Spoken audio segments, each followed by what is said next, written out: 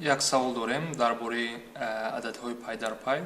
ҳосили зарби ду адади пай дар пай натуралӣ ба 132 баробар мебошад. ҳосили ҷамъи ин ду адад ба чанд баробар аст?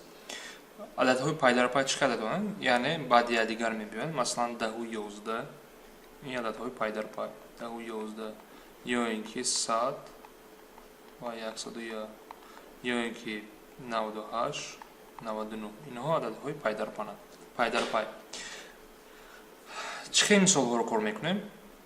دو عدد رو نمیدونم چی کار میکنیم؟ البته که وقتی که عدد رو ندونیم البته x رو استفاده میبریم. دو عدد داریم یک من x بعدی عدد پای در پای البته چی میشه؟ یک تا زیاد میشه x جمعیه. اینها دو عددی پای در پای. ضرب هر دوشان ضرب میکنیم x جمعیه برابر با چی؟ 132.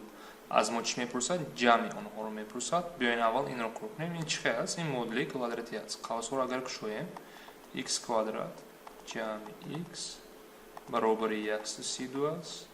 x کوادرات جمع x مینوس 132 است برابر 9. این رو شما میتونید با روی دیسکریمینانت کار کنید. با دیسکریمینانت کنید رقمی کلان است یعنی دشوار میشود. یا اینکه با قوس جدا کنیم. قوس جدا کنید چقدر میشود؟ x چوک نمان x جمع 12 x مینوس 11 برابر 9 میشود. درست کار کردم 11 از اینجا چی میشود؟ x برابر مینوس 12 x برابر 11. مینوس رو البته انتخاب نمیکنم این خطا میشود چون که مینوس 12 مینوس 11 عددهای ناتورالی گفتگی میشود لیکن عددهای ناتورالی برای پلوس میگیرم. یعنی یکم عدد من 11 است و دوم عدد من چند؟ 12. هر دو ضرب اینها دیده میتونید 132 برابر میشود و جمع اینها با چند برابر میشه وقتی جمع کنیم؟ البته که با 23. اکنون این البته که میتونید رقم که مایده است عدد که مایده است چیکار میکنیم؟ تخمین هم کرده میتونید.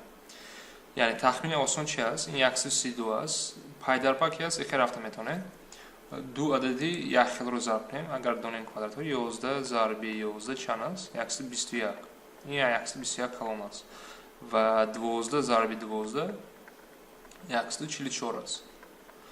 یعنی ضرب دو پای بین کی همینو هست 132 بین هر دو همین است. یعنی 11 ضرب 12 کنیم. ضرب 12 برابر 132 میشه. همه خیلی تخمینم کرده میتونن ولی این همه وقت دیدن آسان نیست یافتنم یعنی آسان نیست. با عددهای مایده خیلی کار کرده میتونید وقتی تست است. لیکن تست نباشه عدد کلان شود چیکار میکنین؟ البته که با مدل کوادراتی میروین و بعد مدل کوادراتی با دیسکریمینانت کار کردن خیلی دشوار میشه. در ریشه عددی کلان میشود. با قوس‌ها جدا کار کنین با آسان تر میشود.